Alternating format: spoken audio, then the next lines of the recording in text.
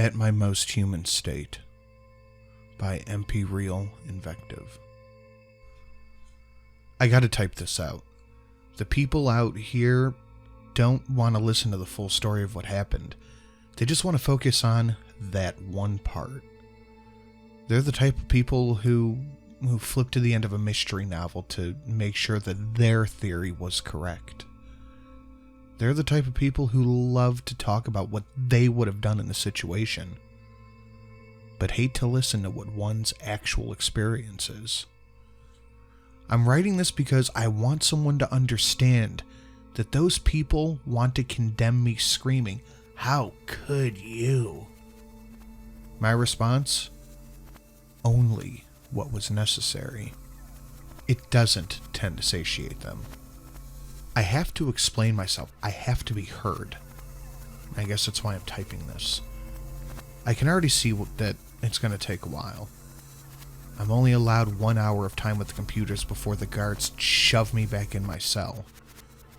And for the sake of honesty, I'll confess that I'm typing this from a correctional facility. I'm not incarcerated yet. I'm waiting to be tried.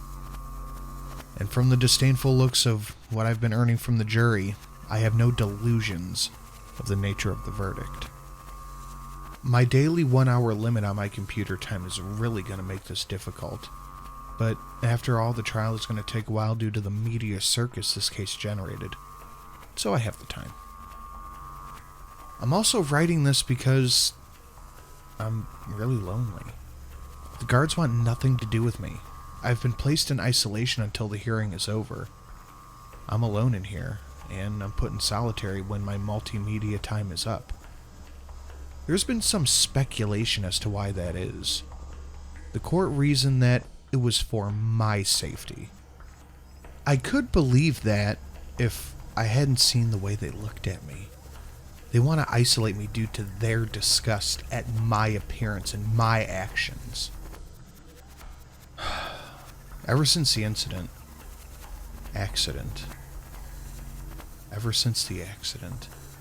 I have had this ghoulish appearance. I don't feel much like talking about it, and since there are no mirrors, I really don't have to confront the damage done to my body. I'll start at the beginning. I wanted a new start. I wanted to get away. I packed my belongings, which wasn't a whole lot, into 2 cases and hopped on a cross-country flight toward Colorado. I was in a rut in my home state. I'm going to gloss over the reservation which I was born. I don't really consider it at all to be part of my heritage. I wanted a fresh start and new experiences. I watched the snowfall outside the window and thought of my dreams. I was granted a fresh start and a new beginning by laughing and cruel gods. The engine stalled out mid-flight. Our plane fell out of the sky and collided with the mountain. The impact should have killed us all, instantly. But the pilot had attempted a breech landing. We slammed through trees and the plane got torn apart. We came skidding to a stop among the snow. I blacked out from the sudden drop in altitude, but the cold and shivering air revived me in minutes. In a state of shock, I unbuckled my seatbelt and tried to stand up. Everything looked blurry. I took my first tentative step and I fell flat on my face. I would have broken my nose if something had not shielded me from the floor of the plane. My hazy vision returned to me in increments. I recognized that I had collapsed on somebody. I began to apologize profusely. My vision cleared and I realized that my apologies were falling on deaf ears. The dead are unable to hear. The man, what remained of him, had been horizontally bisected by his seatbelt, laid in 2 messy pieces on the cabin floor. His death was a quick one. He bled out in seconds, while others filled the air with their moanings and supplications to gods that were not listening. The first thing I did was move around the plane and check on all the other passengers. Most were concussed and looked like they wouldn't wake up due to their injuries. I guess that I was lucky I was in the middle of the plane and wasn't whipped around too badly, not like the others. Most of the passengers were all lost causes. One woman had been lashed forward into the folding down tray, which pierced her neck and killed her damn near instantly. The second impact of the plane had hurtled an unrestrained child into the seat in front of him and broke his neck. He gurgled pitifully as I passed him. Knowing I could do nothing for him, I continued down the aisle. I saw more carnage. The most gruesome instance that I can recall was the stewardess. She had been helping passengers into their seats while the plane went down. She didn't have enough time to get to safety as the food cart bore down on her and it smashed her into the cargo door. I can only tell by the remains that it was a stewardess. It was the name tag that read Marge Reed. She was a red, splattered mess that was splayed against the door to the cargo. Her rib cage was jutting out, her abdomen was ruptured. It was like a macabre spider that sought to ensnare me. I would have thrown up had I not been in such a state of shock. I moved toward the cockpit, checking on any passengers who might have survived. I passed by more dying people. One arrested my progress. It was a man. He was dressed with a jacket and a tie, business type. He groaned in pain and pawed feebly at the metal protrusion in his chest. Upon closer examination, I learned that the metal part of the seat had impaled him to his seat. It must have missed his heart, but by judging by the rasping breaths, it probably pierced and deflated a lung. He was dead. He just didn't know it yet. The man pled, "Help me." His hands clawed at the metal bar as he coughed up a red substance. I responded, "You're dying."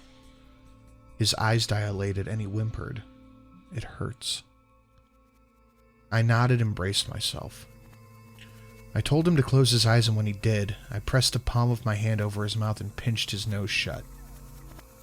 He shifted in his seat and tore the wound in his chest deeper. My hand held fast to his mouth and nose and gave him the only mercy that was left to give. It didn't take long for his struggling to still. I held my hand over his mouth for just a few moments longer until I was sure. Once I knew he was dead, then I threw up in the aisle. I continued up the aisle. Most of the other passengers were just beyond help, but their end was a fast approaching and merciful thing. They had only minutes left as opposed to the impaled man who might have lived with his injuries for a few more hours before finally giving up the ghost. The door to the cockpit was stuck. I ran my shoulder into it a few times before it gave way for me to look in. I did not like what I saw. The nose of the plane had collided with the side of the mountain. The cockpit had taken a brunt of the damage. It crumpled like it had been between the hands of an angry god. Through the wreckage, I could only see a few things to confirm there had actually been somebody in the cockpit. One of those things was a hand sticking out of the crumpled metal. It twitched spasmodically. I lied to myself and said that it was just the electricity from the sparking equipment galvanizing the body.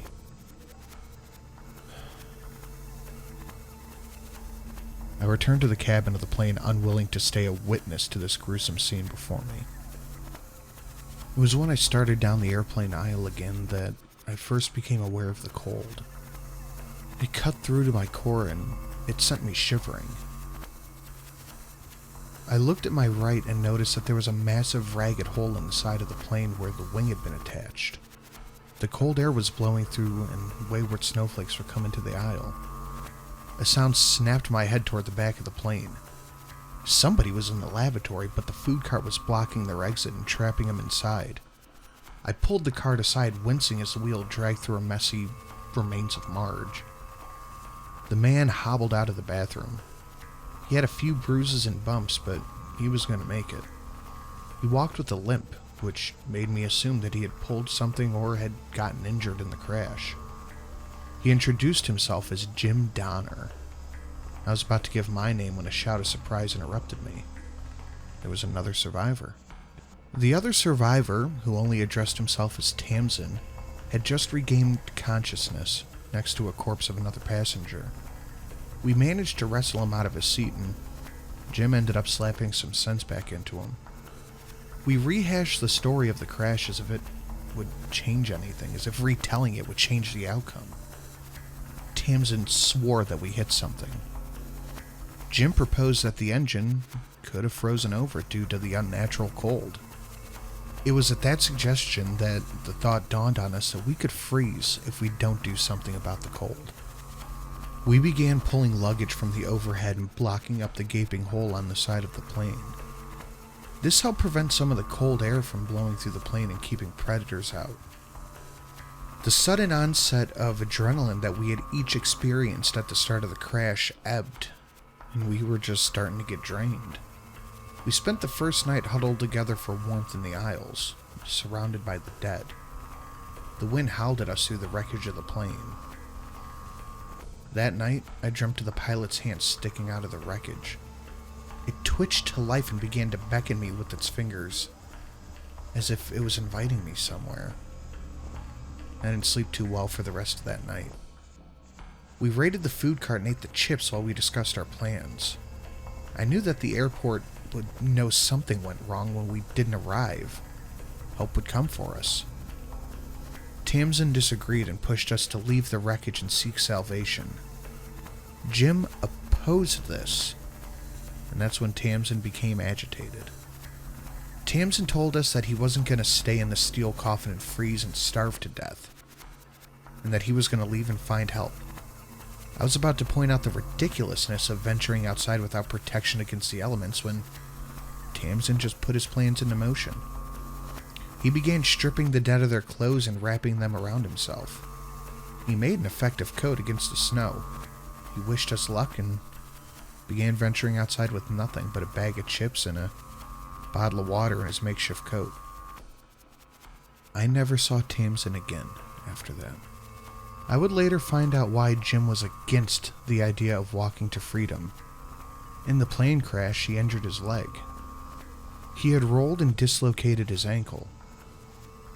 By the end of the day, his ankle had swollen up to the size of a softball. The slightest bit of movement was agonizing. The shock of yesterday had covered the pain, but now the adrenaline was gone. He was effectively disabled, and it fell on me to take care of him and try to survive. I took advantage of Tamsin's idea and undressed the rest of the corpses and made a makeshift coat for myself and Jim. Then I began to have the less than pleasant task of moving the corpses back into the cargo hold. The hardest part of the job was dealing with Marge's corpse. I was almost afraid to touch her body. She looked like one of those monsters from John Carpenter's The Thing. While I dragged the 57 deceased passengers to the cargo hold, Jim was taking stock of food and water. When I finished, he had told me the news that I had already guessed. We had enough food for 2 days. We crashed after the in-flight service and reservations were pretty much depleted. At the end of the 3rd day, we were out of food. During those days, I speculated how far our rescue could be. Jim told me that they were only a couple of days away. I knew better. If they hadn't found us in 3 days, they had no clue where we were. The search could take weeks. In my darker moment, I wish I had joined Tamsin and abandoned Jim. It would have been a lot quicker, one way or the other. After depleting our stock of food, our discussions began to grow darker. He spoke of death and the hopelessness of our situation.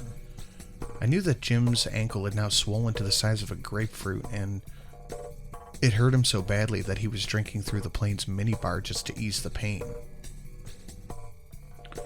The alcohol self-medicated him, but it made him have to go to the lavatory frequently. I had to help him up, which hurt his leg even more, made him want to drink more. It was a vicious cycle. He was drunk one night and he told me that we had to survive. We had to survive one way or another.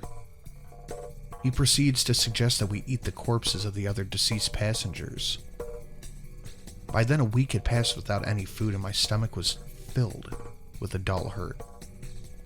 I told Jim that the thought was insane, but I waited until he passed out before I snuck back into the cargo to examine the corpses. They were practically naked save for their underwear. Their skin was covered in frost and they were all frozen. They had begun to rot, which means there was no way we could eat them without getting sick.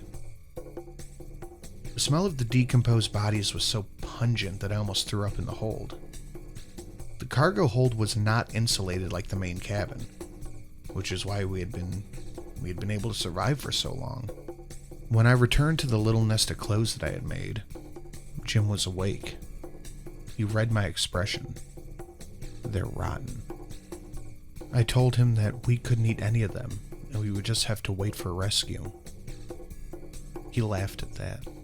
He laughed maniacally for the rest of the day. Desperation began to set in the next couple of days. Time was a relative thing. I began to lose count of the days we had been stranded out on this mountain range. Jim drifted in and out of delirium as the pain in his dislocated ankle grew greater with every passing moment. He had little bits of clarity where he was able to form coherent sentences, and befuddled moments where he only laughed or wept for hours. I retreated into myself as the hunger slowly began to eat me from the inside out. The jury wants to know when. The jury wants to know when I made my fiendish decision and how I came to it. Well, I can't give an exact time or sentiment. The days had settled into this dull malaise, and the nights had contorted into this nightmarish phantasm of hands in the wreckage and rib cages closing around me like teeth. I felt nothing. I existed in this semi-conscious, stupefied state. All I can tell you is that before I did what I did, I lifted up the slat and I looked out of that frozen hellscape. No one was there. I was alone. I made my decision. I drank a tiny bottle of Jack to steel myself. I slammed the bottle onto the armrest and broke it into a sharp edge. I turned to Jim, who had now shifted into a state of uncontrollable laughter. I tried to talk to him for days, but he just kept laughing and shrieking nonsense. I had no other choice. I stabbed him in the throat with the mini bottle, and it broke as it pierced him. Blood welled up to the surface, but it didn't cut deep enough to be a fatal wound. Having lost the weapon, my only weapon, I straddled him and began to choke him. I had lost a lot of strength by this point, and it took a long time to strangle the life out of him, out of that man. He resisted, feebly. His hands beat at me, but I was wrapped in clothes and barely felt it. I choked him until I was sure he was dead. His eyes rolled back and his struggling stopped, and I kept strangling him for a few minutes just to be sure. I throttled him and I shook him until his neck gave this sickening snap. I placed my head over his chest and listened for a heart. I heard nothing. He was dead. Once I was certain he was gone, I rolled off of his chest and threw a bile. I was hunched over on the ground and wept bitter tears into the bile.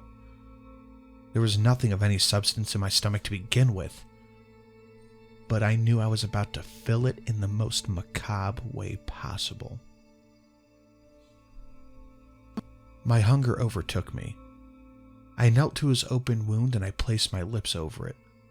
The feeling of having something warm after what felt like an eternity of living in this frigid environment. The coursing down my throat filled me with such vigor. Once I had quenched myself on the copper crimson elixir, I began to the grisly task of separating flesh from bone. I had nothing to aid my task but my hands and my teeth. I tore flesh off of my friend in hunks with my teeth.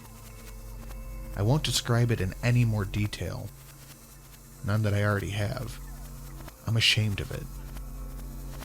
If I was put in the same situation all over again, I would do the exact same thing again. After eating Jim Donner, who had been my only source of companionship in this isolated ruin of a plane, I lost all semblance of reality. I drifted, no, I divorced myself from this reality. I returned to some sort of primal state. I was a feral and fiendish creature. I didn't know how much time had passed while I was in this primordial state. I don't know if it was days, weeks, or whatever had elapsed since I had consumed my friend before help finally came. I only know the circumstances in which the rescuers had found me. Judging by their witness testimony, they breached the plane through the massive hole in the side, and they had to tear out luggage, the barricade that we had created. At first, the search and rescue team thought there were no survivors. They did search the aisles and found nothing. When they moved into the cargo hold, that's when they found me and the rest of the passengers. The hold was dark. They couldn't see anything and had to use their flashlights. Before they could switch them on, many attested to having heard a sickening crack. When they finally trained their lights on me, I had just broken open the bone of one of my fellow deceased passengers. My mouth was firmly attached to the woman's fractured femur. I was sucking the marrow out of it. The light had startled me out of my state. At first, I thought the light was from their flashlights. It was the product of some fever dream. It was only until I looked up at them into their faces that I knew I wasn't hallucinating. They looked at me in a mixture of shock, terror, and disgust, having seen me at my most human state. They weren't sure if I was some kind of monster or if I was a man. To be honest, I still don't know. I don't know how long I had been in that hold. I'm aware of very few things. At some point, I stripped off my makeshift coat and I must have been in the cargo hold for at least a couple of days, feeding off the marrow of the other passengers' corpses. The cargo wasn't insulated. It was cold in there, but I couldn't leave. It was nice, dark, and comfortable at the time. They took me back to civilization, a shell of my former self.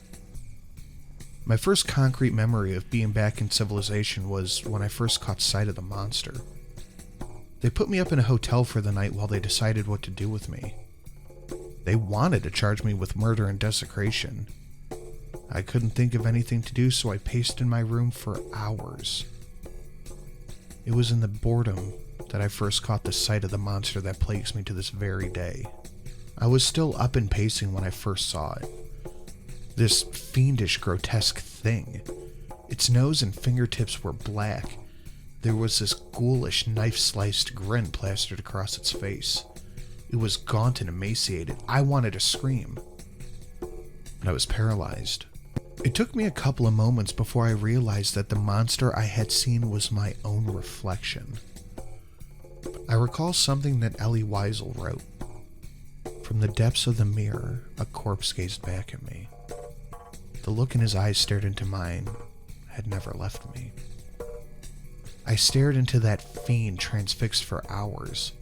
I couldn't tell who or what survived that crash.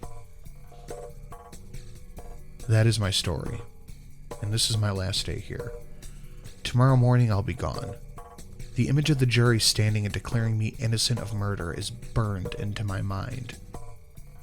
He stood and he said, "We, the jury, find the defendant, Canaeus, Mr. Blackwood, to be innocent due to extenuating and debilitating circumstances.